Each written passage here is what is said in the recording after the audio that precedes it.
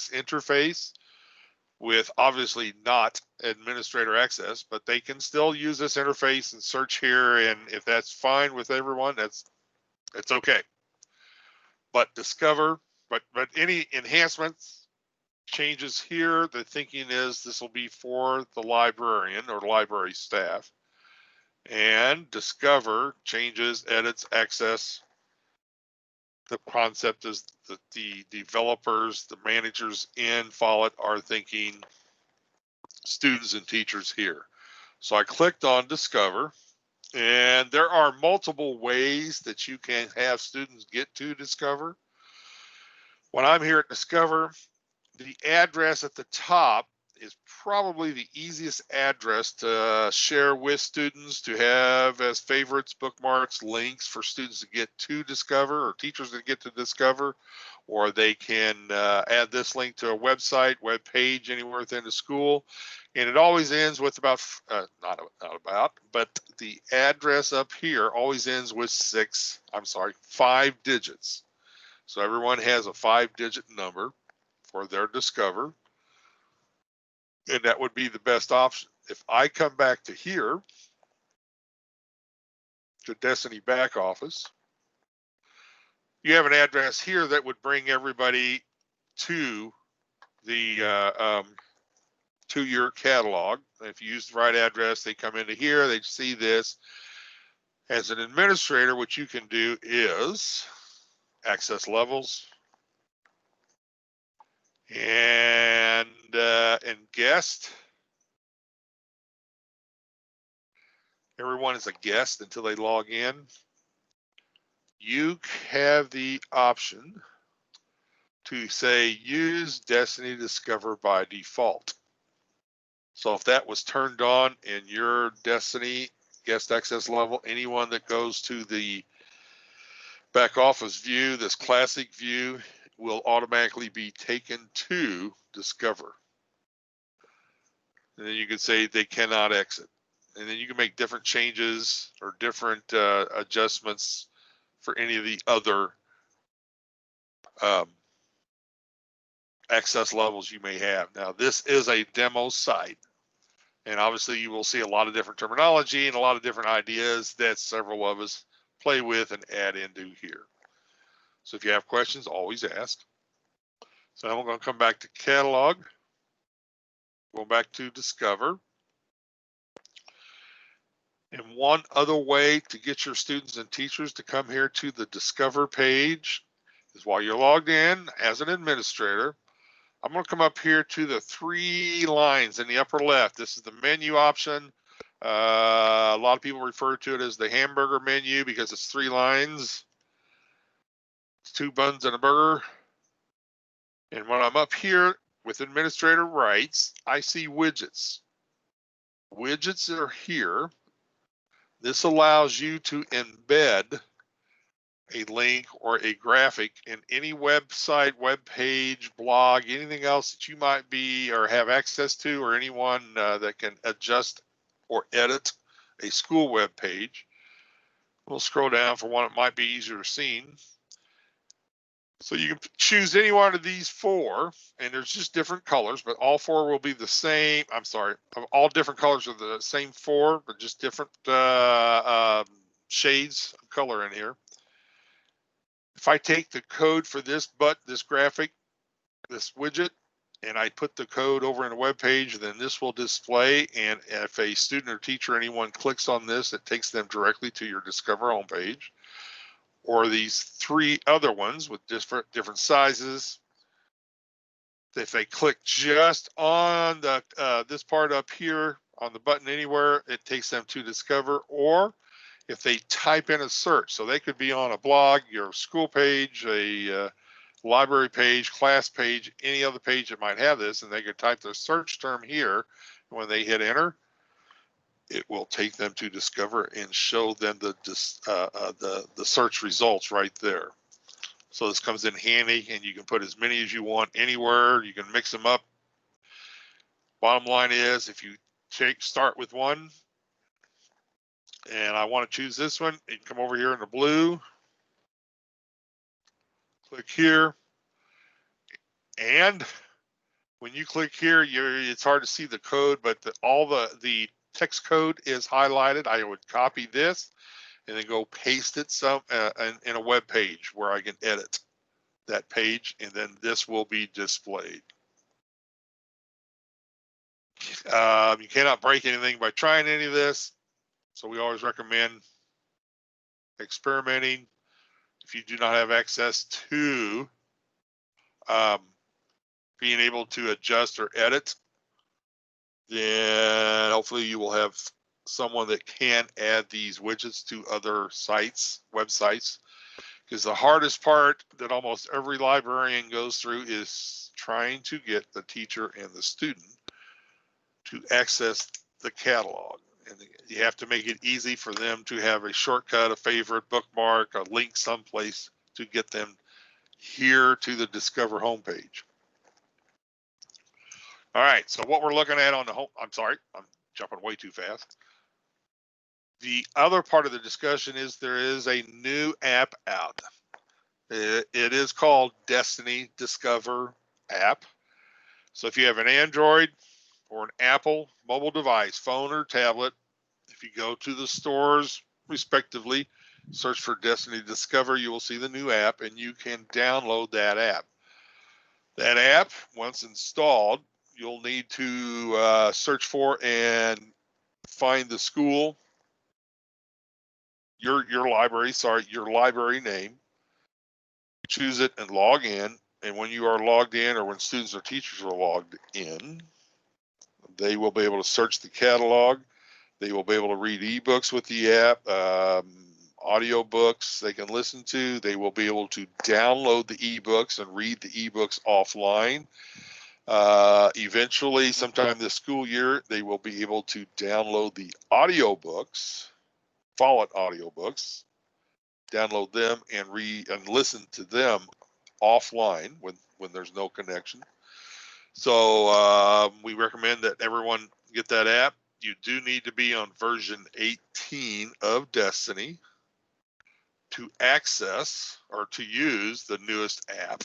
There is an older app called Destiny Read if you are not on version 18. If you're not sure, when you're back here in this area, it shows down here in the bottom. So the latest is 18. It's actually 18. You may see 18.0 or an 18.1. There's an expectation of 18.5 probably around the holidays in December. So you always want to be on the latest if possible. If you are Follett hosted, where your address at the top is follettdestiny.com, you are always updated. You always have the latest version of everything. All right, so I'll come back to Discover again.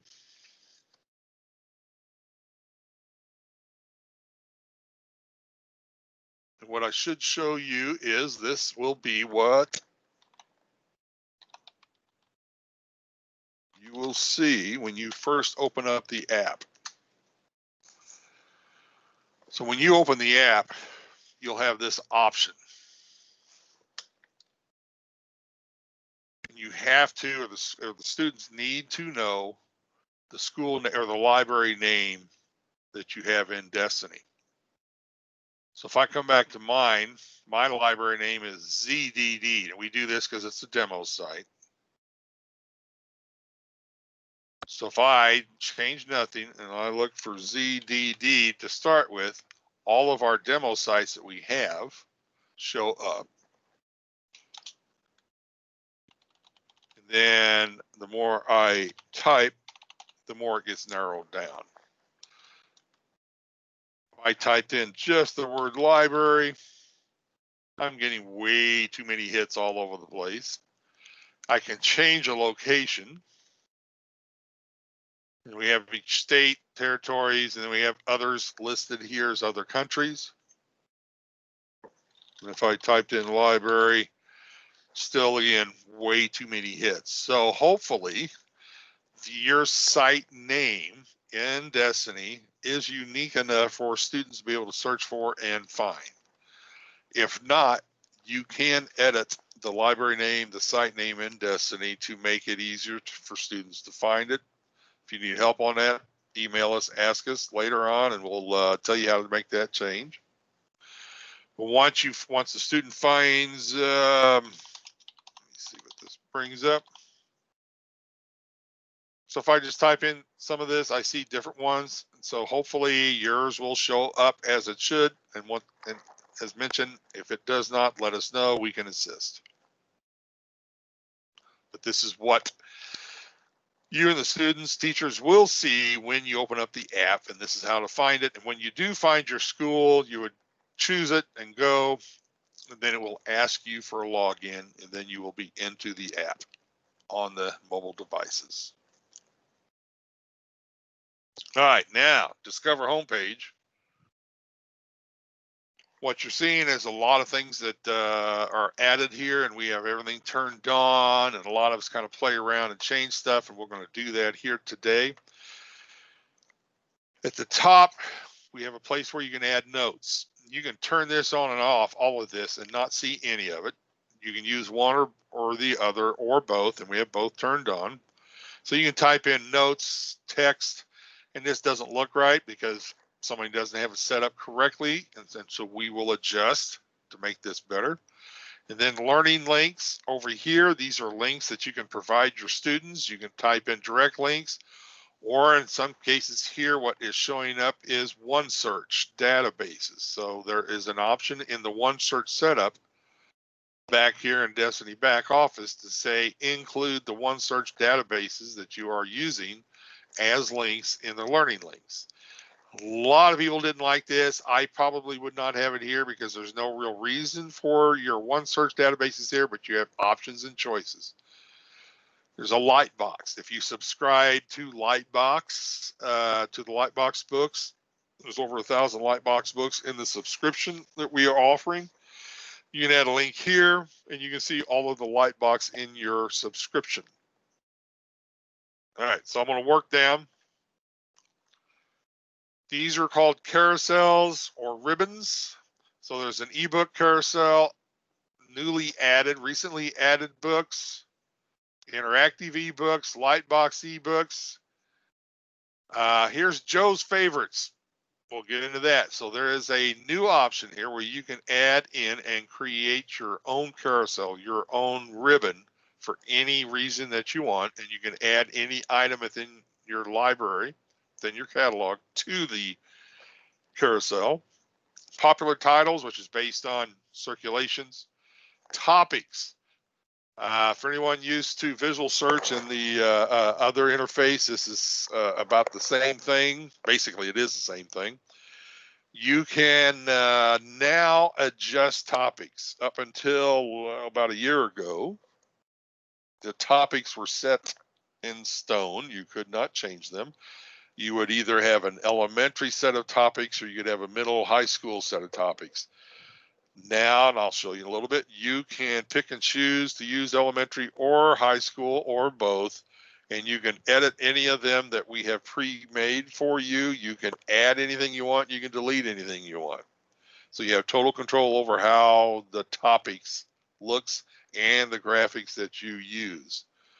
Then there's collections. Collections ribbon is here, and whether what you would see or what students would see would depend on your choices that you set up in the settings for collections. And collections, if you have not used them, you should take a look at them.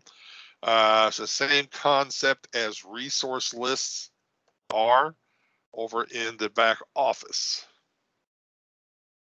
And we will look at these later also. Another ribbon for audiobooks, and then learning links. This learning links ribbon carousel is identical or built with or along with the same thing as these learning links. So some librarians choose not to show links up here. They might use the ribbon. Some turn off the ribbon and use the links here, and some use both. While we go through all this and what you can do and not do, you cannot break it. So I always suggest if you're not sure, just go in and try it.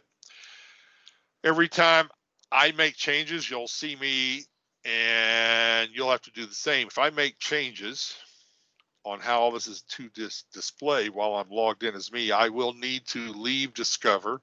I would have to go back to the Destiny back office and then come back into Discover to be able to see the changes that I made in the settings. All right, so quick search here.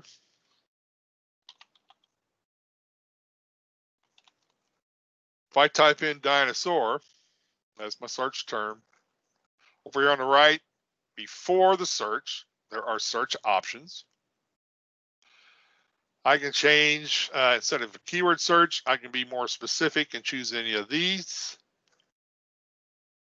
which is, sorry, I went, title, author, subject, series, notes, ISBN, and tags. I can change and choose to search a specific format or a material type. And if anyone is using sublocation, you can use this to search within a certain sublocation. Many schools are using sublocation for genre. Reading programs, which is Accelerated Reader, Reading Counts, Lexile, Font, and Spinel, if you choose to use any of those. And then I can set the options, do the search, whatever I need to do. I'm going to close this. And after I do the search, I always like to point out to be sure everyone sees filters on the left. I'm guessing from some feedback and emails I receive that not everyone sees the search options in the upper right, and not everyone sees or understands the filtering over here on the left. So I could filter by series, and I could see different ones. I could filter by reading level if I have that data in my records, and I can just move this back and forth. I could limit by pages if I don't want large books. I could shrink it down to about 100 or so. And when I do use a filter, it shows up here at the top. I could go in and choose a subject. And I'll just do one here. So now I see two filters and nothing else up here. And so I could change, take one out. I could take the other one out. So the whole process is very easy as long as everyone does see the filters and they know how to use them and work at it and learn them. You can say I put a book on hold. This says unfavorite, so that means it's already added to a favorite list that I have here in Destiny. And here's the carousel button. This is the new one for the newly added custom carousels that we're going to get in. So the carousel that was out there, I think it was called Joe's Picks. I can't remember what somebody named it. They changed it from actually 3 days ago. It was something different. And the carousel, this is where I would add this to the carousel. So if I click and I want this part of I want this title to be in my custom carousel, my custom ribbon, I would just click and add it. So now it would show, or I could remove it. And if I come back up here to Destiny Discover, scroll down, the custom is Joe's Favorites. And if we looked at this, not sure how many Joe has in here, we should eventually see the dinosaur book that I just added.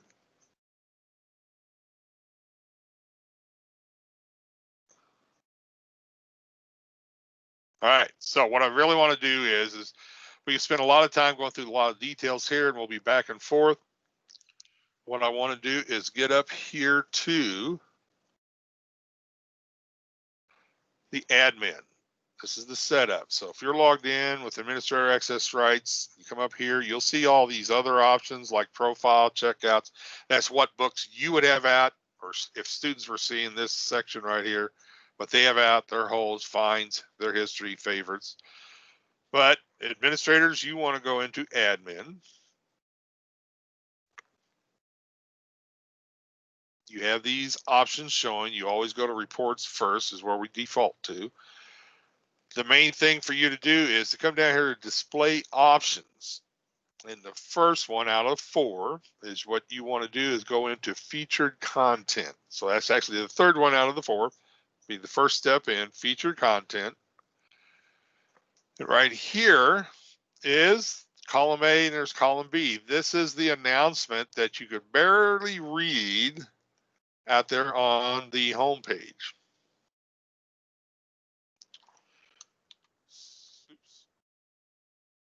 So I want to edit this. There's an edit icon. And I can see this is the text that I've added.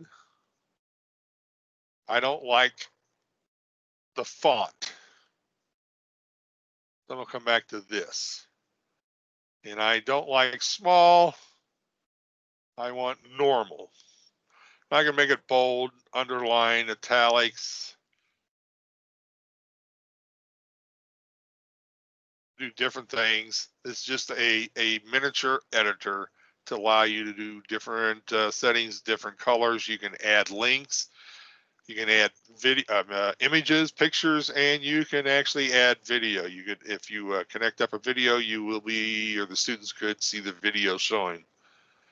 So I made some changes. I could type anything else I want, whatever I need, just play with it, click OK. And this will show you basically what it will look like. Now, I can hide this. If I choose to hide this, then no one sees what I've done here back here in the home page. So this is this blue square right here that I'm working on right here. So if it takes me a while to find, to decide what I want to add or how I want it to look, I can just keep it hidden and no one sees what I'm doing. When I have it the way I like it, I can uncheck the hidden. Same thing with learning links over here. If I don't want learning links, but I want another text, I can have two boxes of information, however I want. You cannot break this, so we always suggest try different options, make some changes. Be sure to save here at the bottom. Leave Discover altogether and then come back into Discover to see the changes that you have made. The learning links you can edit. In this case, this is where you would manually add a learning link. And if I do an add link, it's asking me for a display name. And I wouldn't do obviously Yahoo, but it's the easiest one to show.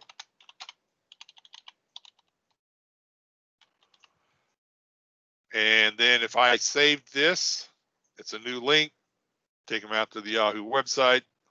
I could type in a description, which would be more like of a paragraph type of description. And if you do not want something that is there, you can delete it. If it needs to be fixed, you can edit it, change it, whatever you need to do. Now, if I come back out to featured content, back to here, these are the ribbons under the standard view. We'll discuss standard and simplified in a little bit. So all ribbons in my Discover are turned on. If I do not want ebooks first, if I want my custom Joe's favorites, this is the new one, I could put this to the top. If it's up at the top, I'm assuming my students will see it first. If I edit, all it's doing here is allowing me to name the carousel. What is the carousel's purpose? What's the name of it? What's it for? And that's what the students would see. Once that's set, I would tick it to make sure it's a check mark, then I would save. I can turn off any of these if I don't want them. If I come down here to learning links, this learning links edit button is exactly the same thing as this learning links edit button. So I can change it and I can come in here and add, edit, delete anything I don't want. And if I create one that's temporary, I can just click on hidden. It's still here in my setting, but no one sees it on the Discover page. So that way I can turn it on and off whenever I need to. Then there's topics, and this is what many people enjoy more and what many are asking about. More than likely, you would want to see and probably play with more. Topics is here, so I'm going to click on the edit button. Now, this has already been set up to use custom topics. If you've never been to this page before and never made any changes, yours will either be set to elementary or to middle high. All right, now if I leave it at middle high and I go back, I cannot make any changes here. There's no editing, there's no moving, there's no adjustments. All I can do is turn it on and off to hide it or have it available. Same thing with elementary, and this is the way it was before we added custom. Most, and I would recommend that you do this, most others have done this, is click on custom. And if this first time you've been to custom, this whole page is blank. All you will see are these 3 links up here at the top. So what we have done here, and what I have done with other demo sites I use, I've imported the elementary topics, the ones that Follett originally created and had set in stone, and I also imported the middle high school topics. So that way I have everything that Follett has already done. Once it's here, with the ones that Follett has created, I can make any changes I want. So this one is doubled up. I don't need 2. That means I or someone created a duplicate. So I'm going to delete this. So this is the one that Follett has done. I can hide it. I can grab it here and move it down to any position that I want. I can put it anywhere I want within the list of topics. I can come over here and edit the one that Follett has created already, and I can rename it. I can give it a different image or a graphic if I want. And when I do graphics, I can choose the stock icons that Follett has added in, or you can upload your own. So if you have your own graphics, you can go out and choose the file and use the ones you want. No limits. Right now, this is subjects, so I could turn off or remove subjects. I could add more subjects.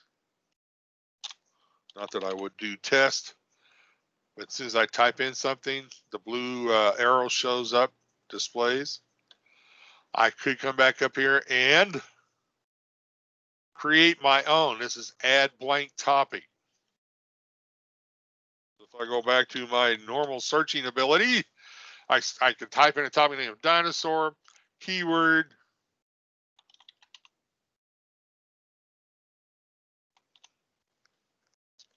If I was able to save this, it would just show up as a dinosaur, and if the student clicked on the image, it would do a dinosaur keyword search throughout my whole catalog. I cannot save it because there is no image yet. So the good part of this is it will not let you save it until there's the topic name, the keyword or whatever you're going to use here, and an image.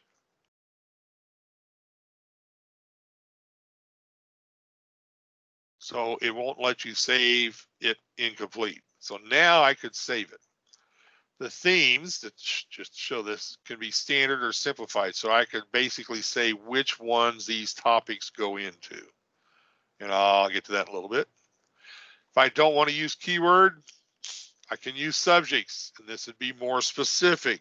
Keyword would have found the word dinosaur in title, author, notes, series, subjects.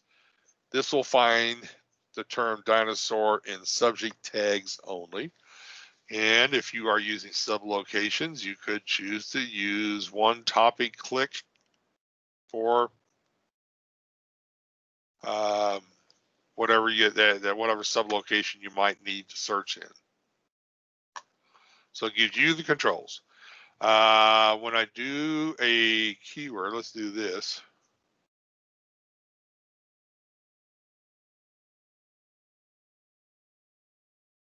When I save it, it's here.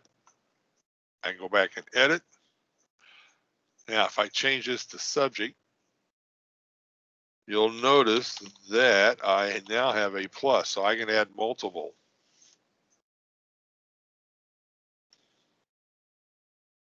And I could add another and another and another subject. And so this looks for subject terms when I have multiple subjects listed.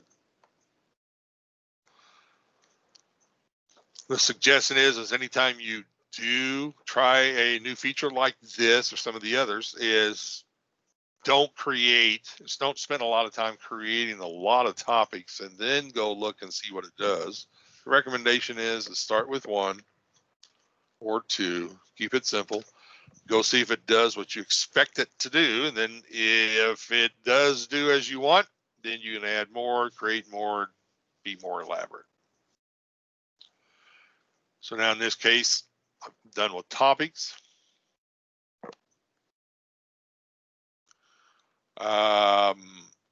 The other part of this between standard and simplified, and I'm going to show you up here in versions and themes, there is a standard theme and a simplified theme. So you can set up what shows in standard, and then when you come here, you can set up what shows in simplified. So simplified is you're thinking more of younger students, K through 5 maybe for simplified. And you can make adjustments accordingly. And always remember to save. A lot of times I forget to save after I'm making all these changes. While we're here, if I come to versions and themes,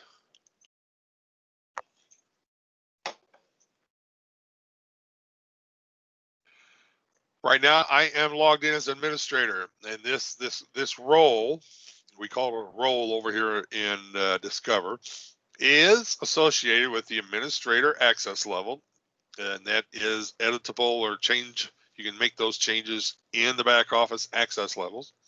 And as an administrator, I will see the standard interface. It's prime blue. That's the only one that's available. And then the sample look is, it looks like this, which is what is similar to the standard classic interface. If I come down, I have an option to choose simplified. I can show search options or show share on title details. I'm going to turn those off. And then I can choose a view or background color scheme type of thing. And there are multiple ones: space, kids, book fair, technology, aquarium, sports, and gradient. I'll just leave it as kids outside. You can see other ones show up here as different. If I click here, I can get a general idea what it looks like. That's the book fair look. So you make adjustments accordingly, and these roles are associated with the access levels that you may have over in Destiny back office. If I made any changes, I think save it. Yeah. Now, if I come over here and come back and I close out these settings, because the main two thing is versions and themes, and you can adjust this any way you want. I would never suggest turning all of them on one way or the other. Just kind of test out what a guest or a student might see. And the feature content. So these are the two main areas. So I'm going to close this tab, this window, come back to here. And when I log out, or what I'm looking at is the standard interface. When I log out from being me as an administrator, I will become a guest. And when I'm a guest, because I have it set for simplified, this is what the simplified looks like. And the whole concept is for it to be simpler for younger students. Many librarians kind of liked it for everybody. We've heard feedback from the older students and teachers that sometimes they prefer this over the other. The images are larger, text is larger, there's less text, there's less links, less to do. And you adjust this accordingly to however you want it in the settings, what you see and what they see. If I come here and I look at this book, when I click it, is still minimal, so it just shows the basics. But then if I click on more details, then it shows this way. And obviously there's more information, but it's still not overloaded. There's not too much. It just shows the simplified data for this title and related stuff. So down here, other books that may be similar based on subject, series, or authors. So it's up to you how you do all this. Is what you look at, what your what the students see, what you want them to see when they're logged in, when they're guests. If I do a search here, enter, this is the way the search is going to look. They still have the filtering available over here on the left. Otherwise, it's all going to be the same actions here. They will see tabs of collections, websites, databases. We'll get back to those in short. Or now, if I log back in as me, though, and I will be the administrator access level,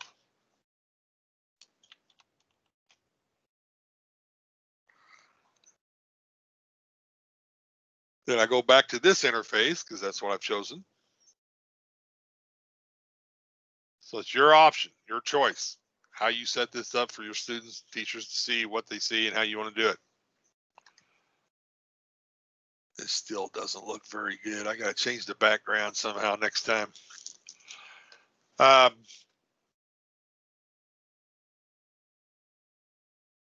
Sorry, just went blank for 2 seconds there. And if we move back up, there is collections.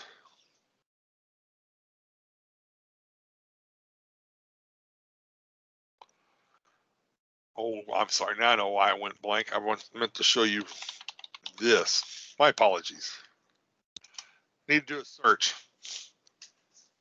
Within this search, obviously, my first option that I see here are books or titles that are in my library. The assumption is the physical library part is showing first because this shows books.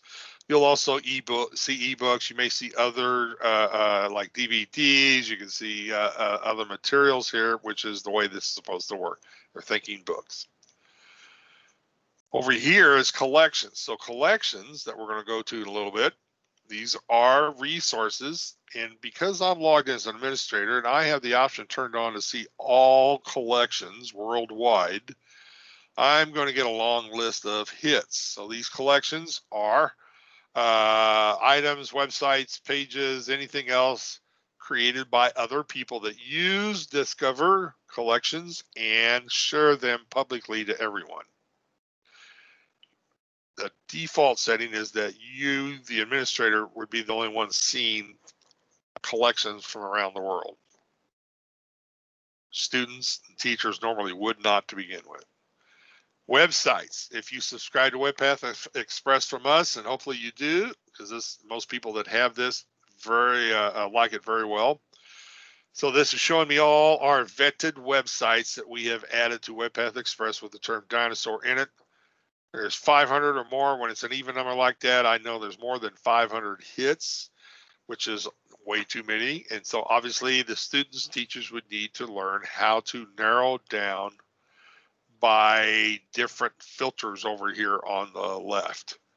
If I did do Spanish, now it doesn't automatically go to Spanish, but what the language part means is that we see when we go out and find these websites that there are options on the websites to make adjustments for or to convert or to translate into different languages. Sometimes that is easy to see. Sometimes you may need to look for that translator button. Like on this one, I don't see it immediately. But since it is listed back here as multiple languages, go English, Spanish, French, and German, that just means there should be some translating options. If I come back, turn off the Spanish, I could do limit by subject, format, source, lexile, grade level, domain, everything that shows in filters is based on the search results from the search term or terms you use. If I go to databases, this is OneSearch databases. So if you have set up and turned on OneSearch, where your students can get results from databases you may subscribe to, or the free database options that we supply in OneSearch that you might turn on. They can come here, they can see results. If I look at the Canadian Encyclopedia and click on it, it shows me the dinosaur article results. And if I click on this one, it takes me directly to that article. The whole concept is to keep it simple. And the Canadian Encyclopedia, this is one of the free ones that we offer up. So if you've never turned on or set up OneSearch databases, let us know.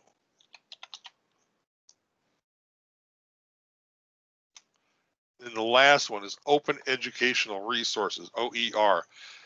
This is not turned on by default. You will not see it unless the Destiny administrator turns it on in the district options. The Open Educational Resources are websites that are found and suggested by the Department of Education in the U.S.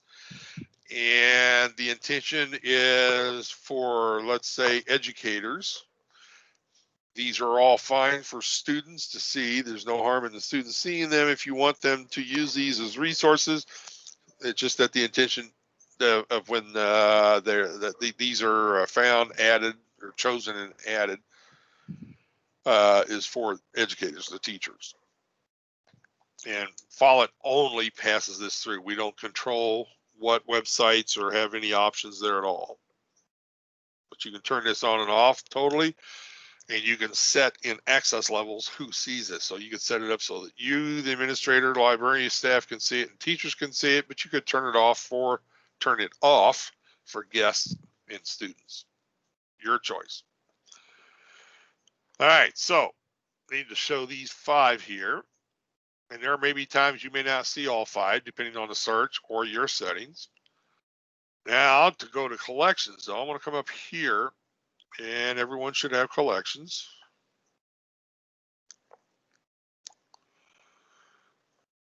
And the first page here that you see, if anyone else within your library site created a collection and chose to make it visible to your library patrons, that's the first one. So that way everybody within the same library, same school, well, same library, can share or make visible collections they create. This could be you or teachers mainly creating collections lists for students to use or for you to share. Normally, we would not see students making their collections visible, because if you had 1,000 students and they were all making collections and making them all visible, you'd have a large amount that meant nothing and it'd be difficult to use. The next row would be anybody in the school district. So a district would be where there are 2 or more libraries. Even if you're within the same building, you're a district. So that would mean the 2 or more libraries within one Destiny can make visible to the rest of the libraries in the district collections that are created. And then public collections are from anywhere in the world. So if I was in a library and I created a collection and I made it public, you would see mine here. Normally, public collections would not be turned on for students because students do not need to see probably collections from around the world because of different cultural and regional sensitivities. And so most librarians would not have this on for students. You obviously would want it on for you because you can use other collections, and I'll show you that in a little bit. And teachers might need to see collections from around the world. What I'm looking at up here is there's over 17,000 different collections. That's just way too many for students or anybody usually to go through. But you can search for it, help narrow down to use somebody else's collection for your use. Then there's private up here. Private collections, this is where you would start out. You would create your own collection. I've got 2 going, and we'll come back to that. There's no limit. And then there's featured. Featured, you should easily see featured collections from educators down here. And all of these down here right now are related to Lightbox ebooks. Follett sells Lightbox ebooks, and those are interactive ebooks. If we get time, we'll open one up shortly. And so these collections are related to the subjects and pages and other areas within the Lightbox ebooks. It's there to enhance the use of Lightbox ebooks. The ones up here, classroom ready. Most of you will not see it like this. Most of you will see it with just a preview button, I believe, and you can see a few samples. But we haven't turned on. These are subscriptions. You can subscribe to elementary, middle, or high school. And each one of those levels has 3 different subjects: science, social studies, English. If I click on social studies, just to show you what they look like, these are collections created by educators and by some of Follett hired employees that do the research. And if I click on this one just to see what it looks like, it's got curriculum levels associated, standards down here at the left. And in this case, this is showing videos, articles, websites, lesson plans in this list. So if you subscribe to all this, then these would be available for your use, and you could copy and share. If I come back to collections. Yeah, all right, so if I go to public, waiting for the bottom one to pop up down here. Come on. There we go. These being collections from anyone out in the world.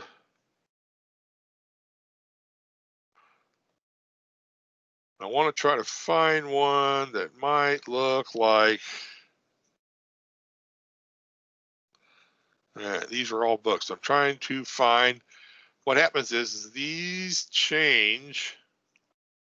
I shouldn't change. The public collections adjust a lot because there are people adding new ones and there are people that would be removing old ones. So I'm always looking for one that has possibly something other than books. So in this case, web page. Now the reason I'm doing this, I'm going to show you how to share or copy a collection that someone else has created. But if I copied and wanted to use this one and it's all book listings, these books are based on this person's, whoever this person is, we don't know, library catalog. So if I save this, my library catalog probably does not have the same books or any of the same books.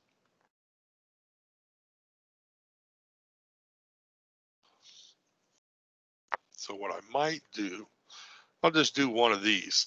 Let's see if this comes up. All right, here's a collection with a web page, an article, and a note. So assuming that I like this list and my students are not able to see this list as is, but I want to use this and continue on.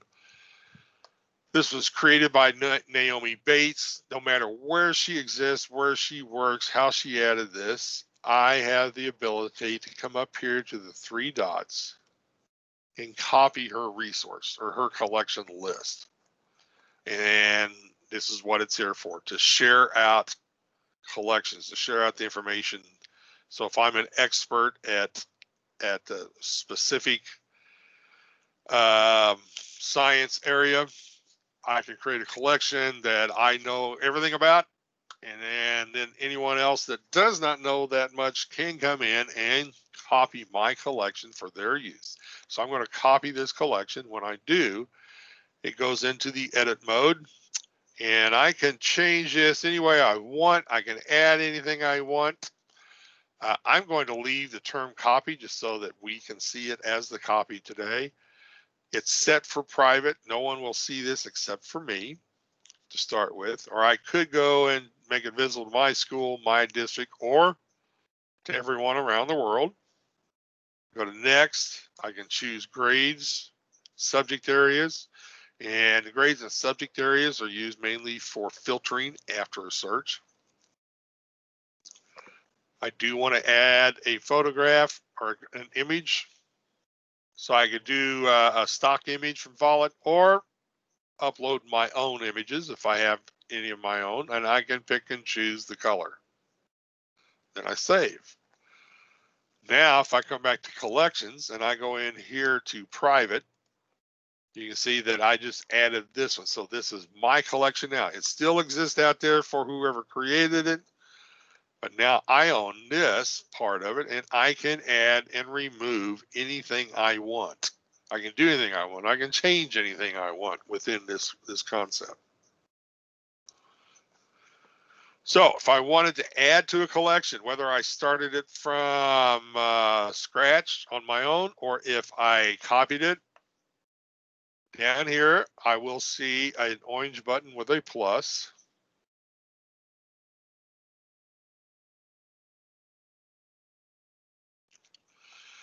And I could type in an address. Once again, I'll use an easy one. If I wanted to add Yahoo to this, which I would not, I could type in the address or I could paste the address. Just click on add and it shows. Goes right out there to it. All right. I come back to the plus. The best way to add is to use the install bookmarklet. If I click this here in the bottom half is showing me what I need to do to add this bookmarklet. Not sure where that term came from, but it's legal. Bookmarklet. So what I want to do is grab this add to collection yellow button, hold my left button down, drag it up here to my bookmark bar, my favorites bar. All browsers should have a favorite bar available to have across the top. It may not be on in yours, so you turn it on and drag this up. And then if I'm out at, let's say, searching, got what I was going to search for. Let me shove this back.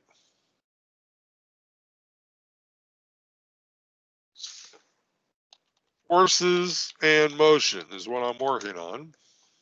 And I'm out looking around.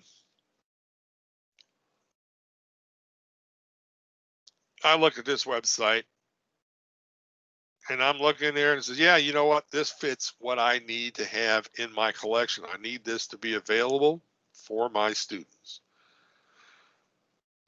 I don't think I would, but in this case, I'm going to use this as a sample. Now, I could go up here and highlight this, copy it, come back to Destiny, go into Discover, go into Collections, go find the right collection, and then click on the Add button and add the link and go from there.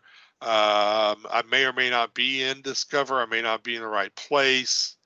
I could be anywhere. I may not even be logged into Discover. So when I'm looking for this, I don't want to have to go do all the extra steps to get this into the collection.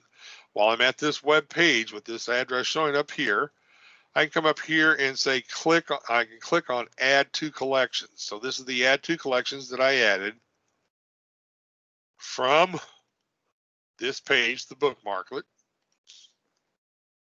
When I click on add to collections, it brings it up. It shows me the title of the web page, the address, and it shows me available what collections I have that I can add to. So I've got dinosaurs, baseball, and the forces in motion. I want to add it to forces in motion, and I want to add it. So I just added that. I did not have to go to Destiny. I did not have to be logged in. I could be anywhere. I can add this add to collection favorite link up here on any of my browsers on my home computer, anything with a Chrome. It works with Chrome. and I'm done. So I can close this, and if I come back to my collection, you can see this is the web page that I added using the bookmarklet. The main point of this is that to add websites, the bookmarklet is a great option. Then there's also ways to create playlists. So you can create a collection with a playlist or add items in a certain order for the students and teachers to see them. You can upload files from your Microsoft OneDrive or your Google Drive. And most schools have one or the other. And so there could be PDF files, doc files, pictures, images, videos, anything that's on your drives, cloud drives can be added to a collection. You can add notes, so you can title a note and just type in, it's usually instructions or suggestions for those using the collection. And you can add a collection to a collection. So in my example, I have baseball, so I could create another collection called sports. And within sports, I could add a collection for baseball, football, basketball, hockey, whatever else I need or want. And on our demo site, we don't see it because I don't have any, any resource list, but you should have an option to import resource lists. So when you create a new one or you're editing one, adding items, you should have an option to import resource list as long as they have less than 100 items. And then the resource list will come over into the collection. Different ways to view. And this is your personal view, so you can set it up the way you want it. Students will see it the way they want it. Be sure to look at all options. Up here in the upper left is the 3 buttons. So since this is my collection, I can edit, set standards, copy it, delete it, check activity for other ones that are helping me with creating the collection, create a PDF, or I can come up here to the 3 buttons in a triangle. I can create a link for allow others to use. So I can copy this link. Anyone I send it to, they click on the link, they go to the collection and see it, even if it's still private. Or I could ask them to help me create and edit. So I can send this link and anyone gets the link can come to my collection and help me with creating the collection. No one else can see it but the person with this link. Or if you have email addresses in a patron record in Destiny and you send it to the email address of that person, then when they are logged in, just that one person, when they are logged into Destiny and they come to collections, they can view your collection. No one else can. Or you can allow them to edit. So this is allowing them to view or edit a collection, one person at a time, based on their Destiny login with an email address. So a lot of different options. We always suggest test this out, experiment, see how this works. All right, so in those collections, come back to here. One last thing to show. If I'm in public and if we see here, there's Naomi that I chose before. No, I didn't. Yeah, Naomi Bates. Sorry, it's not one I've chosen before, but I can, if I like her stuff, I can follow her. So I can choose follow. When I choose to follow a person, means I like their stuff. I come back to collections. Now I have a link up here for following. And I can choose to follow multiple people. Here's Christopher Healy. If I like Christopher Healy, I can follow him. Now, if I come up here to following, I see collections by Naomi, collections by Christopher. So if you know someone out there that you always like to use their stuff, you can put them up here under the following. And you can unfollow anytime. And when you don't have any, you won't see the following menu. All right, when it gets down to collection control, coming up here to the menu, I'm going to admin. collection policies are right here. So before, if you remember, we were in content, features, version, and themes. Right above it is collection policies. Collection policies are using the same role terms throughout this list here. I'm in as an administrator, so I can create private collections. I can make my collections visible to the site, the district, and public. I can view all district collections or other sites' collections or just my collections, meaning my students could only see the collections from my library. And I could see also featured collections. So as administrator, I get access to everything. Then you can pick and choose everyone down here how they see it as a guest. This one is set, a guest cannot create private collections. They cannot make them visible, since they cannot create, but they can see other collections that are made visible, and they can see featured collections. You can set this any way that you want. Same thing with students. They can create, and I'm going to say they can see other collections from my library, but they cannot make any of their collections visible to anyone. It's a control thing. So sometimes you have to play with this to learn the best options. If you have questions, always feel free to ask, email us and ask. Because there are a lot of features to pick and choose through. And a lot of times some of these setups are done just once. So we try to help you understand how these features work and best practices. Is there any questions been flying by about Discover and settings? Not on the chat unless anyone has something to ask. All right, it's a quiet group. If you do, unmute your phone and yeah, you can stop me or type. Marina will interrupt me. She likes doing that, which is good. I don't want to just keep going on and somebody has a question. All right. So the other part in here is titled maintenance. You will see all ebooks and or audiobooks from Fallen here.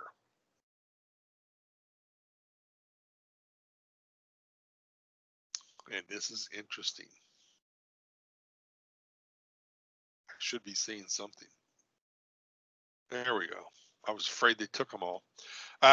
So your ebooks, your audiobooks you buy from Follett will show here. This is these are the titles that are actually sitting on your digital shelf, Follett digital shelf. You can choose to hide or unhide. So if you do not want a book shown anymore, that's the hidden part. You can have different circulation types for different loan periods. You can see when it was added to the shelf. There's different ways of changing things around, sorting. You cannot delete or remove. You cannot hurt it. Biggest thing you can do is just turn the hidden on and off, but it gives you a good way of seeing and working with each one of the ebook or audiobook titles. Come up to policies.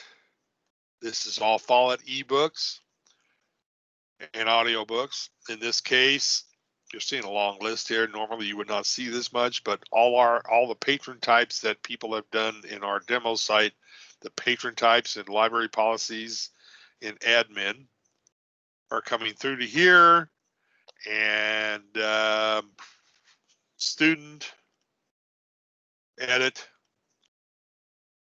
Here you choose the patron type. Student can check out 10. How many they can have holds expire, and then how many days they can check them out for. These are different circulation types. In a normal brand new setup, someone that has not been in here and done much, you would probably see 2 or 3 patron types, and you would definitely see only one circulation type ebook. So all these other ones have been added within our demo site, which is normal. Again, email us and ask. There's a lot of options to play with in here to change things around, run reports. I should point out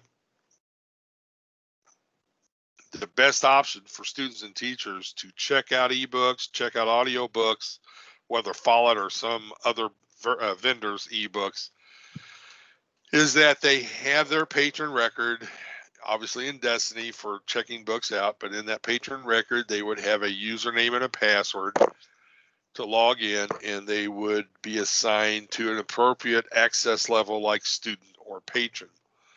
The best option for student and teacher login is what we refer to as SSO, single sign-on. So all students and teachers at all schools have a school login. It could be a school network login where they got a username and a password to use the local devices, the computers, or it might be an email address login. There are ways to connect that login process with Destiny through single sign-on, SSO. If that's new to you, your IT probably does not know Destiny has SSO. So mention to your IT that there is an SSO connection in Destiny, and many of them get excited, and we'll go ahead and help you set that up.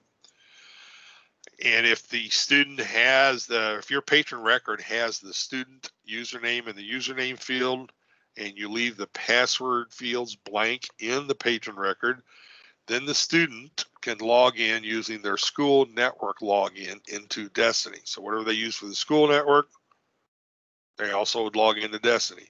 If they are already logged into a device within the school network, then when they go to Destiny, they would already be logged in. They don't have to log in again.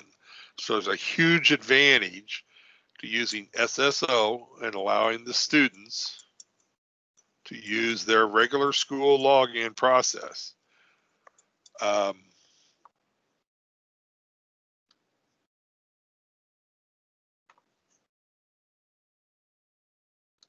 Sorry.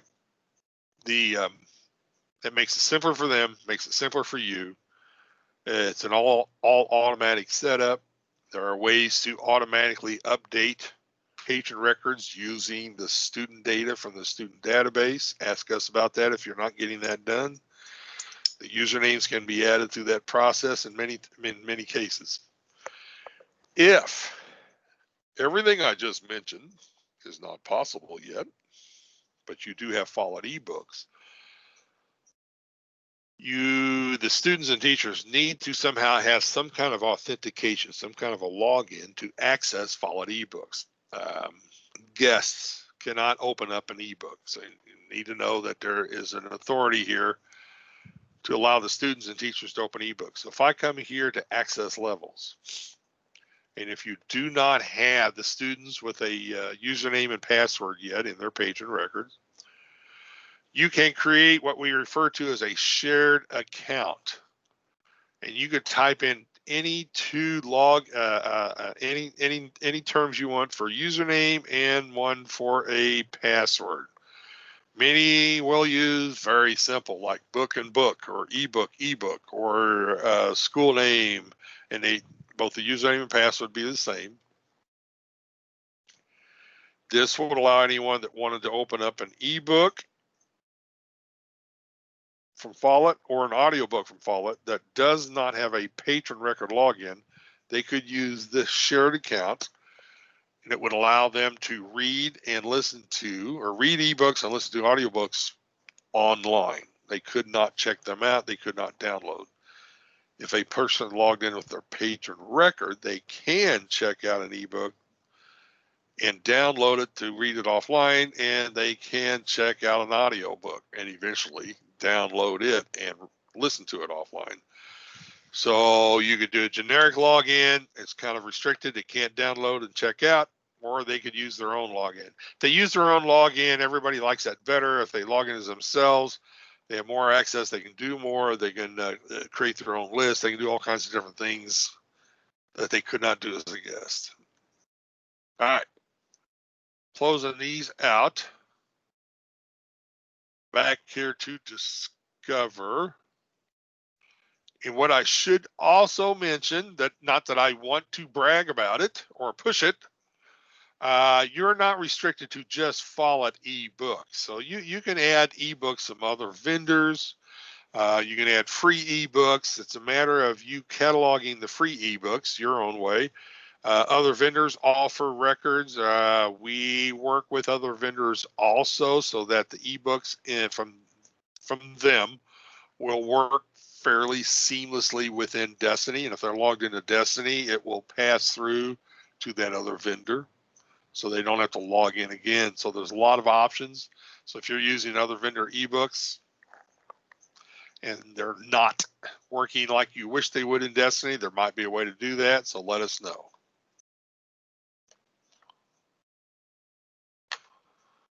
All right, moving on.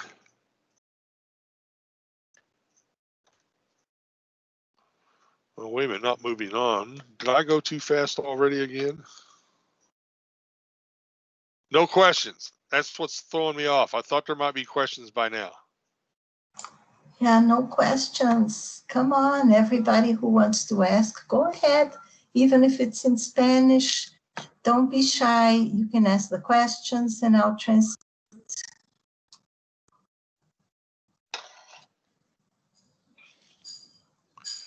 All right.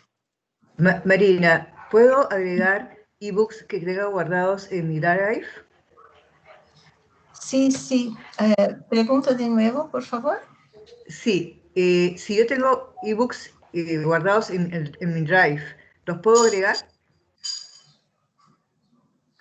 Si tiene ebooks guardados, ¿dónde? Disculpa. En el drive. Drive. En el drive, en la nube. Ah, en un drive, sí, sí, Google sí. Drive. Okay. Si tú puedes cargarlo en Destiny. Así es. Sí. Yeah, Larry, she's asking. She has ebooks saved. Okay. Great. Somewhere on a drive. Is it like PDF files? Yeah, she has files. She wants to know if she can put them in Destiny Discover.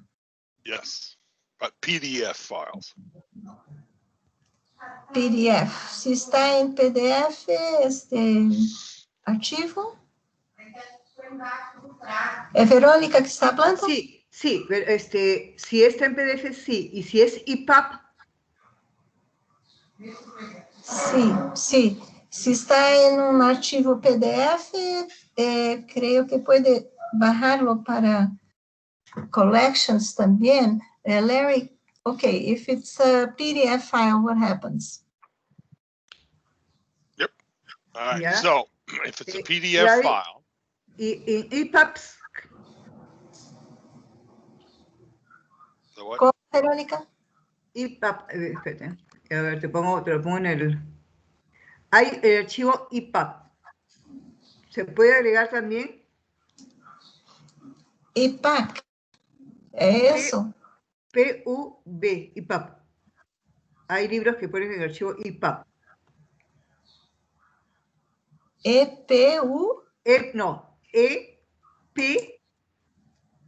Ah, EPUB. Okay. If it's an EPUB, can they download it, Larry? Oh, okay. Yeah, they can use any file. Yeah. Destiny. Okay. Destiny does not care of the format. So it could be a text file. It could be PDF. It could be EPUB. It could be a doc file. Anything. Yeah. Destiny acepta cualquier tipo de archivo. Ok, muchas gracias. Yeah, No, de nada. the important part, though, is when the student goes to that title and wants to read the ebook, the device that the student is using needs to know what to do with that file. So most devices can read a PDF, text file, doc file. So if they have EPUB files, then they need to be sure that that device is able to open and read or display the EPUB file that the student uses. That's the catch. Ok. Ele disse que, por exemplo, si ustedes van a utilizar archivos, hay que tener seguridad que los alumnos van a poder abrirlos en sus computadoras o en los equipos que están utilizando, ¿no? Por ejemplo, si es un EPUB, asegurarse que los alumnos van a poder abrirlo o saben cómo manejar con esto, ¿no? Ok, sí, claro, entiendo. And so the way to add this, because a lot of schools do have PDF files, or there are lots of free ebooks on the internet that are that many like to keep or use. A lot of time it's the classics. Every library needs to have the classic titles, the titles that have been around for centuries, that are respected, recommended, suggested all the time. But a lot of times you can't afford to always buy those books, or you don't have space for all those books within your library. So then people will find them, or librarians will find them in a good formatted file somewhere on the internet. Let's just say I'm going to do one. It's called Magical Holidays. That's the one I have a file for. So I'd want to come to Add Title. I want to look for ebooks. I'm looking for the title as opposed to anything of the other. And then I'm going to click on Go. And most likely, I'm not going to find what I'm looking for. There are not that many available ebook titles, mark records out there that you're going to find through this format yet, especially for some of the older titles. So I'm not finding anything. That's fine. That's normal. So when I am satisfied that I'm not going to find the record, I'm going to click on Add the Title. So here the title shows I would want to add, and I'm going to be the author, whatever. And so whatever is on the title page of the PDF file or the ebook file. So ideally, I'd have the ebook file open, and I will be getting the information directly from that file. Be careful with the ISBN, because there's probably no LCCN, no ISBN, so leave that blank. Material type is ebook. I'm still going to be the author. And any place where it's published.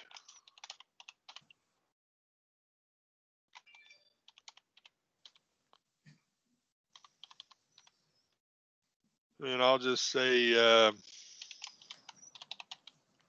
whatever you need. So this is, you do the normal cataloging through here. You just want to be sure material type is set for electronic.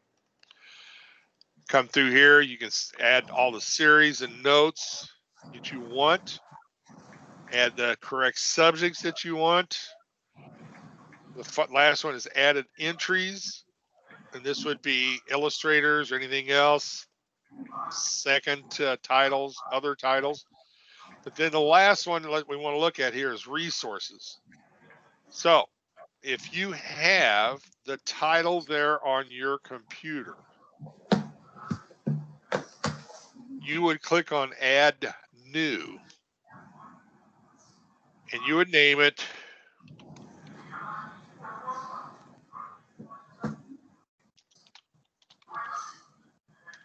something like this. And you would go out and choose the file. So this is where you go choose the file that you want to add. I'm going to grab something real quick. Yep.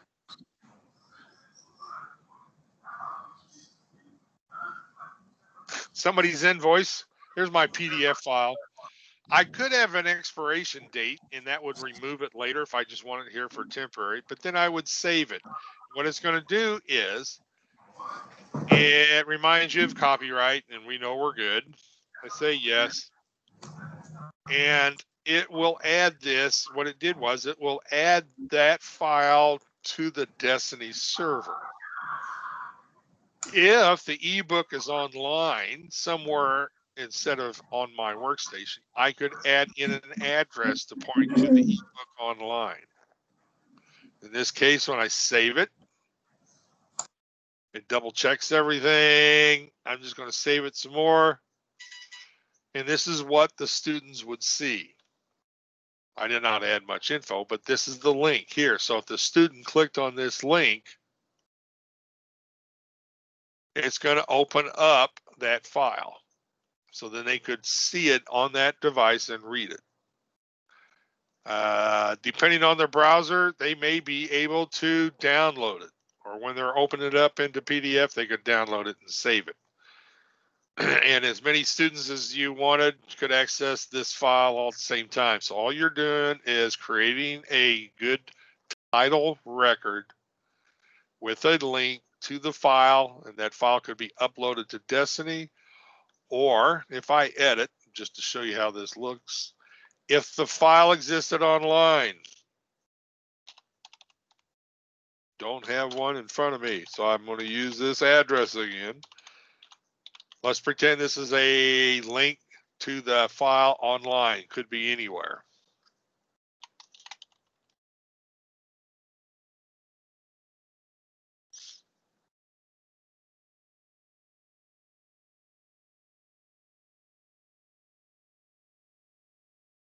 Here, this shows the link, and I would probably add more descriptions.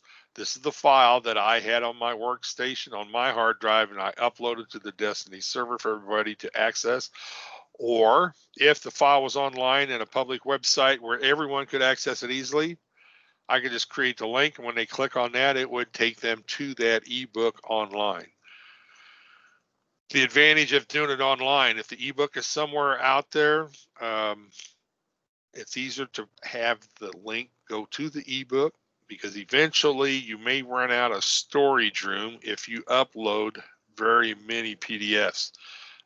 With a Follett hosted Destiny, I think it's 1 gigabyte of space, but I can't remember now. So you're limited to storage in that sense of uploading a lot of files.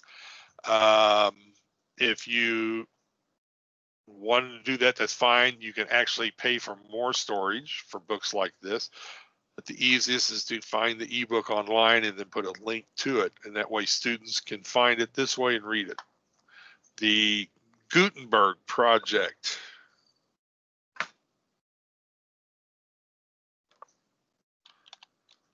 And I certainly would not want to point you away from buying ebooks, Follett ebooks, but Gutenberg, it's actually Gutenberg.org. They have a lot of the older books. There's nothing new. Everything is out of copyright. So most of this stuff is either 70 years or older or has been cleared for the copyright process. There are ways to get links. So if I like this title, let me show you how this looks. I'm going to edit the one that I did online and just say this.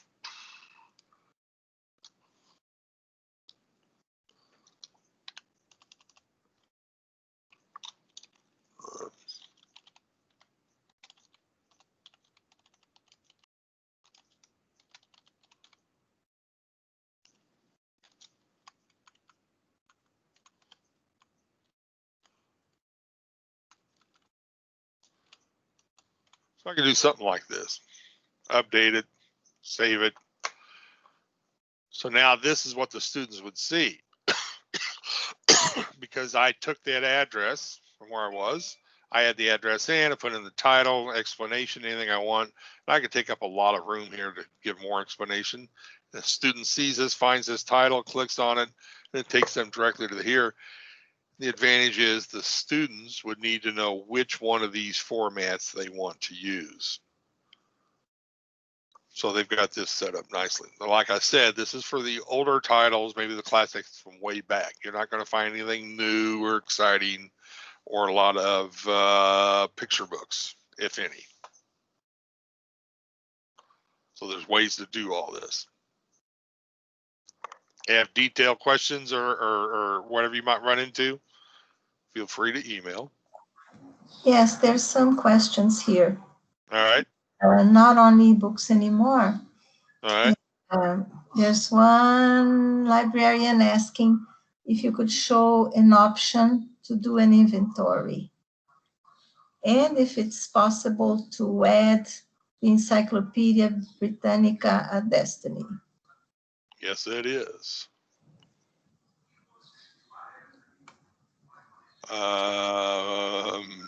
Wait a minute. I want to remove this before it creates problems for somebody else. All right. What was that second question? I know one was inventory. Yeah, if it's possible to add Britannica Encyclopedia. Britannica, yes. All right. So we're here in the Destiny admin or Destiny back office, classic view. And I'm under catalog. I'm logged in as me, site administrator access level. Down here at the bottom left, search setup. And what we're doing is we're going into OneSearch. So OneSearch databases is where you can add that database and other ones. So if I click on enriched content searches, you may or may not see as many options here, but you're looking for this one here as OneSearch. Now I'm assuming OneSearch is turned on and it's on in the access levels, etc. If you don't see it listed here, that means it has not been turned on or somebody turned it off. Let us know and we'll tell you how to turn it back on. Edit. So right up front was the Britannica, right? So you can see these are databases that I have not added to my catalog. So I can click on add databases. If I want to pick on this one right here, Britannica family, and there's 5 different ones, I would click on add. Are you able to see my pop-up window? I hope. Are you seeing OneSearch settings where it's asking for a username and password? Or not? Anybody? Yes. Okay, good. Because sometimes the pop-ups don't show through on a shared screen. All right. So here, depending on what you are subscribing to, and sometimes you may have to look at your invoice. Let's say I was subscribing to the Britannica High School. I would turn it on. It says, I am subscribing. I want to use this in Destiny. I probably would not turn it on for the learning links on the homepage in Discover, but it will be included in searches in Discover. I do want to turn it on in the back office for myself as a library or library staff or anyone else using the back office search. And I do want to turn on for guests because a lot of times it could be students or teachers in my school that do not have a login, did not have a login or forgot to log in and they're doing a quick search. So I want them to see results from this database. You would have a username and password. You can try the one that you have that everyone uses as a generic setup. If it does not work, then this would mean that Britannica is requiring you to obtain a specific username and password to use here in OneSearch. So if the one you already have doesn't work, you'd have to get a new one just for this one setup. And once you do all that, you'd want to click on test and you'll get a test result saying, yes, it all passed, or you get red text as it failed, and then save the changes. And you can always come back in and edit and add more, remove, make some changes, do whatever you need. There's nothing set in stone. If you've never done OneSearch, ideally what you'd want to do is look for free. Sometimes you'll see free databases listed up here at the top, here in the middle, sometimes at the bottom. The free databases are the ones that we have added that do not require any subscription, no money, no fees. So if I click on add free, let's just say I wanted to use Altipedia Online for free. I would turn it on. If I want it available on the Discover homepage, I would tick this. I do not. I do want it on here, and I do want it here. So now when I do this, this is adding this database, this website, as a part of my catalog. When students search, they automatically search in this, and they get results from here. I would never suggest to select all. When I did this and others tried selecting all, you will regret it. It's way too many, and it takes a while to undo it. So first time in, you're not sure, just turn on one or two. You will see a different list than what I have here because I have a lot of them already turned on in my library, so they don't display. So you'll see different listings. It's always good to take a look. These will get adjusted. We add as new ones show up or suggested ones come through, or if some of the older ones disappear or they are not living up to what they used to be like, then you always save it. If you're never sure about any of it, you come here to edit databases. Edit databases shows you everything that is already added in your website. So obviously I have a lot. If the one I always like to refer to is the Canadian Encyclopedia. Edit. You can make any changes you want here and then resave. If I click on test, this is what it should look like, whether it's your database or free database, free successfully tested. So that's the best way to add. And you'll notice that EBSCO is here. Almost not every, but a lot of schools do subscribe to an EBSCO database. And I don't know if we have them all, but we have a good long list of the majority of them. And again, now EBSCO for sure, you would need to contact EBSCO to get a specific username and password to use on this page. And then you would start turning on options of the ones you're subscribing to and ticking the options over here. The most common thing that we run into is that when the first time they come in, you might turn this on. Many will forget to tick these other options. So ideally, for starting at, so that everyone can see it and it will show up everywhere, that you choose all four of these. And if you wish, put it in Discover homepage. If you don't like it there later, you can come back and turn it off. But EBSCO, and there are others now that are asking you to get a specific username and password for the one search. And just to show you here, because what you'd want to do is double check that it's working. So if I do a search here, this is where you would be. One search database results show right here in this tab up here in the upper right.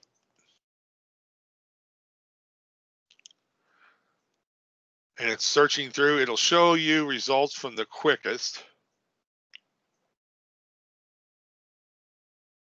So here's National Geographic. Click on show. So now I see the 42 items or 42 articles of National Geographic. I'm still within Destiny. If I was a student or teacher, anybody using this, takes me right out to it. And it works the same way over in Discover, like I was showing earlier.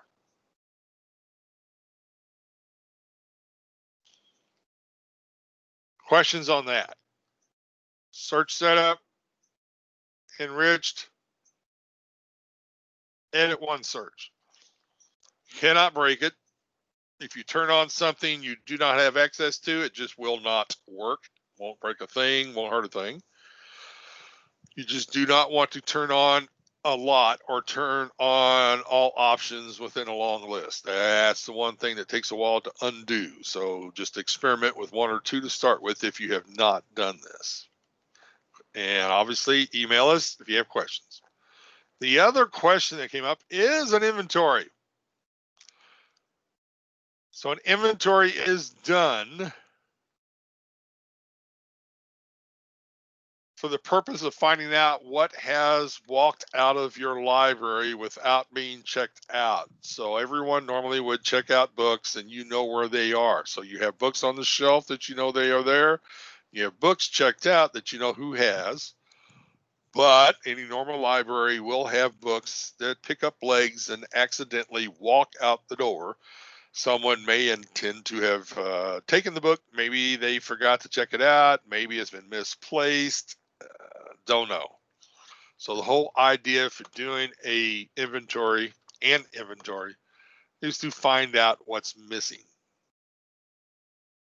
Now, in this case, we have multiple inventories open, which normally it would not be a good idea. You can have multiples, but if you do multiple inventories, the concept is start one, scan everything in that section that you're doing, finalize it, then move on.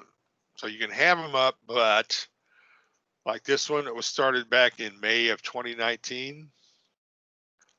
No one knows why. Why is that old? You may see old inventories. If you're never sure, the idea would be to finalize the old ones, but choose ignore. If I left it where it was, it would make 50 copies lost. So I don't know what this is from, don't know where it's from, why it's there. So I just ignore it.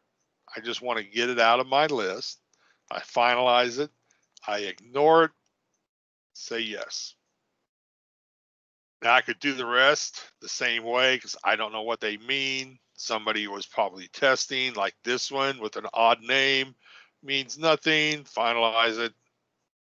Ignore it. Yes. All right. For a new inventory,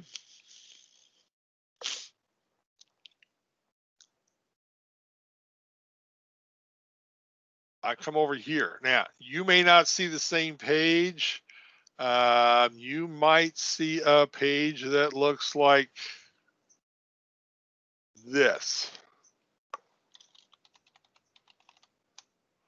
Depending on the history at your library, what has been done with inventories.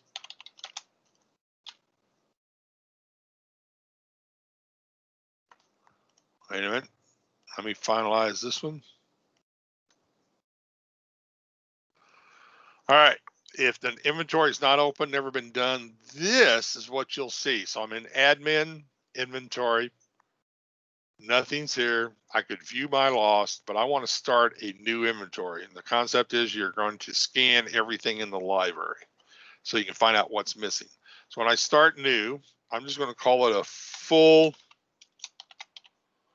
inventory, whatever I want to name it.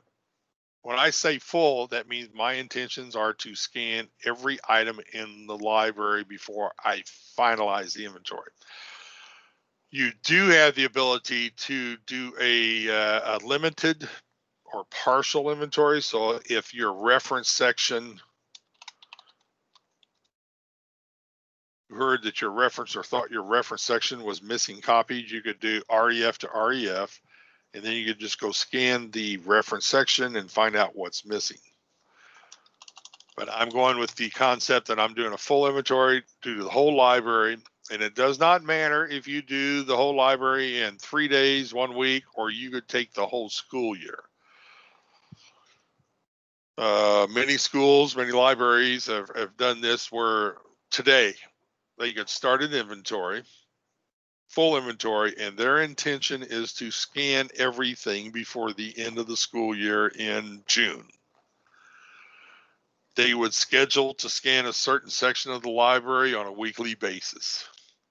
All books that are checked out or checked in during that process or even checked out before the inventory are already included in the inventory.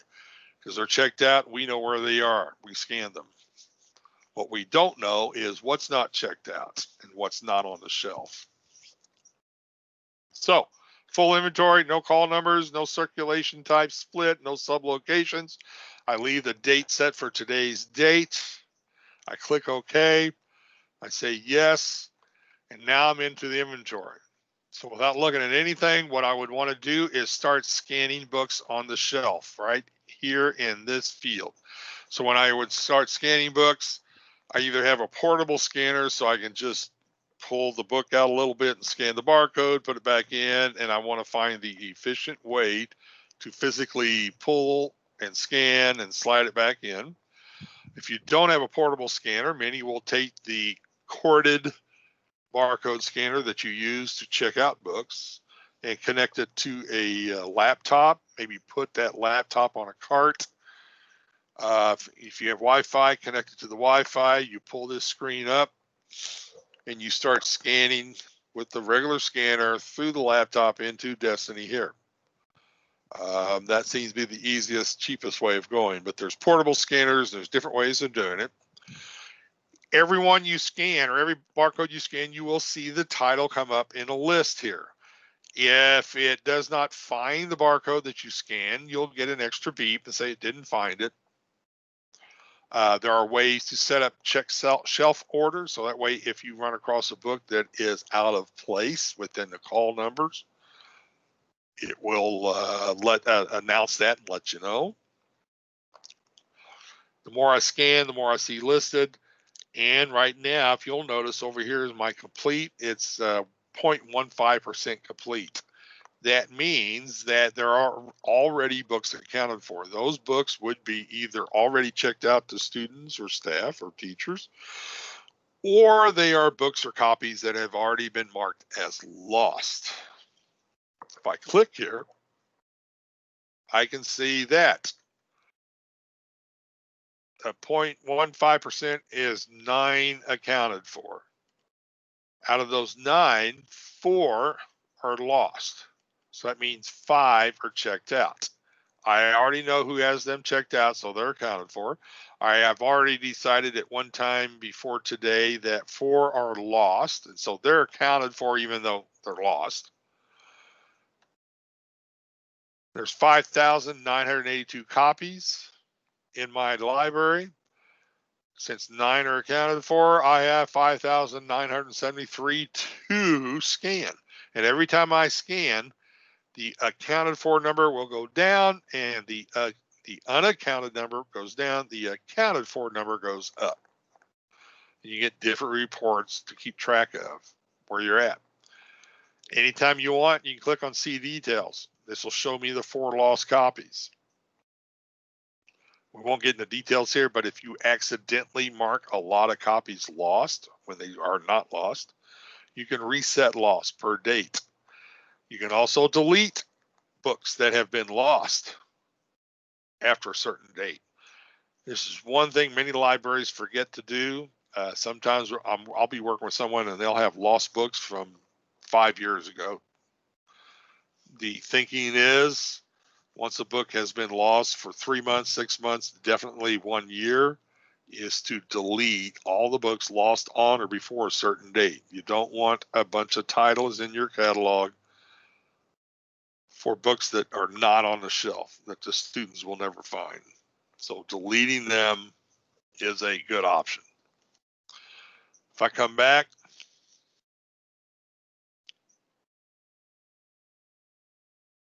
I continue to scan, scan, scan. And when I'm done, I hit finalize. When I finalize, if I'm satisfied with everything, I would mark all unaccounted for copies as lost. In this case, I'm going to show you how this works because it makes everybody else nervous. I'm going to mark 5,973 lost in my demo database.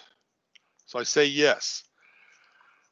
So usually less than a half a minute later, this will tell me that it marked all 5,973 as lost. And this is a lot of times is where many librarians will panic when they accidentally do this. No reason to panic, because in this case, if I come here to view lost, down here at the bottom, and I can see I marked them all lost on 9/29. I can click on the calendar. Oh, wait a minute, I should show you something first. If I go to reports, library reports, library statistics. If I click here, This is showing me I've got 5,977 lost, which is not what you want. Being that I've only got 5 checked out, and that's all it would show. So now if I come back to admin, inventory, view lost. View lost, the lost were 929s. Reset library materials lost on a certain date. Click the calendar. Choose today's date. Save it. Reset lost. And around less than half a minute, everything's back to normal. So it's good to take an inventory. You're not going to break anything. You're not going to mess anything up. If you do jump the gun, which happens a lot, things can get reset. But you're doing an inventory to remove items from the catalog that do not exist any longer in the library. You don't want students and teachers going to the catalog that you've worked hard on and finding titles for books and items that do not exist, because they'll start looking for them. And if they don't find them, they get frustrated. They may not come back or use the catalog much. So a good, clean catalog is the main idea.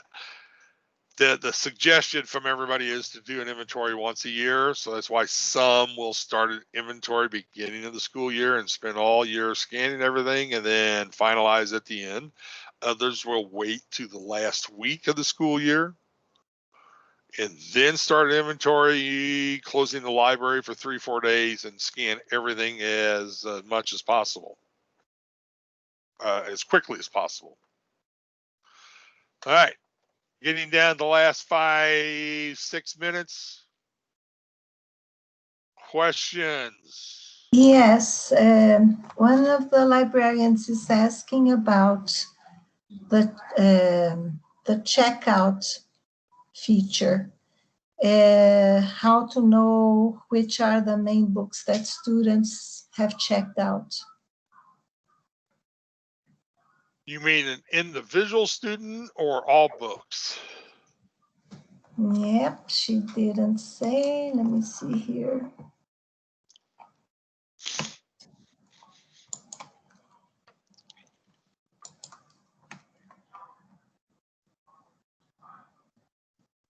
Yeah, she would like, okay, I'm going to translate it as she wrote it.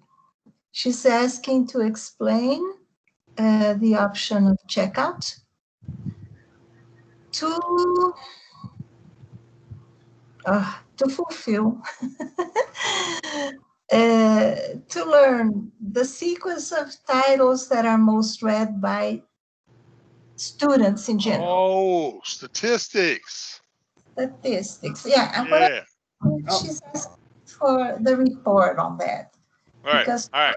the option is just checking out, right? So there's a couple of good reports to look for statistics, and statistics are important in the sense that it lets you know or tells you what books are moving the most or what's working, what isn't working, and it helps you decide what books to possibly weed out or remove from the library, or what new books to look for, or what new subjects, etc. So if I go to reports, library reports, scroll down, here's statistics. Specifically for titles most checked out, down at the bottom, there's top bottom titles. So in this area, I have the demo site. I'm not going to see much, but you can see the top 10 titles that were checked out in the last, let's say, 30 days. You could see the top 25 or 50. It's been, let's say, in the last 5 years or the last 12 months, or let's say last 6 months. So you make these adjustments, and what this is set for is to look at material type. So you could look at the other options. You could look at different materials, or you could say all materials.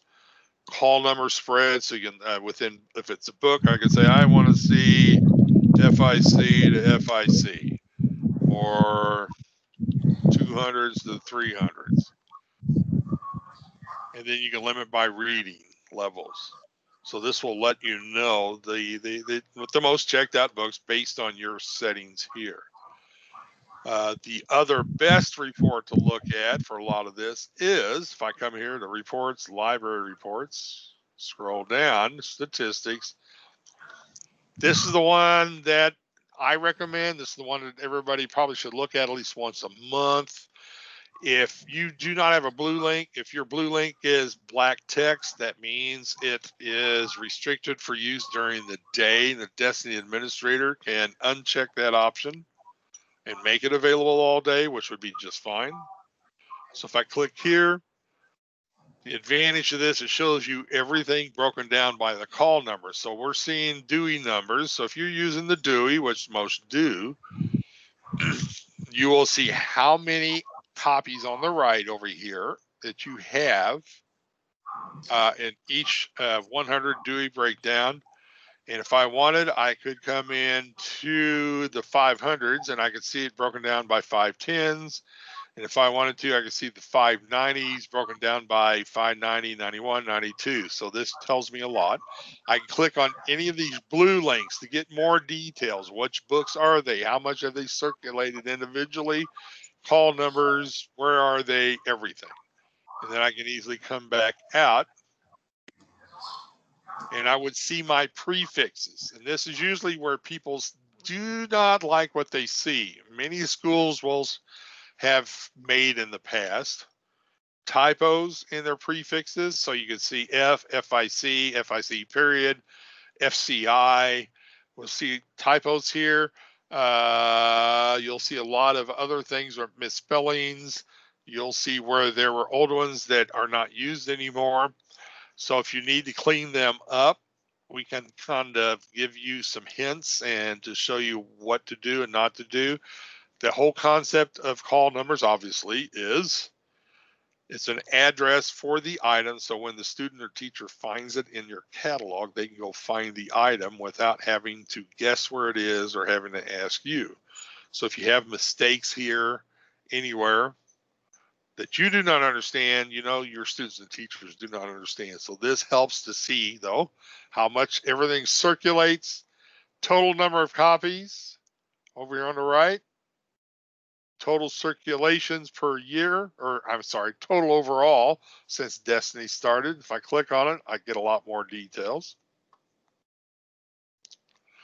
The next one is circulations this year, this month, and today.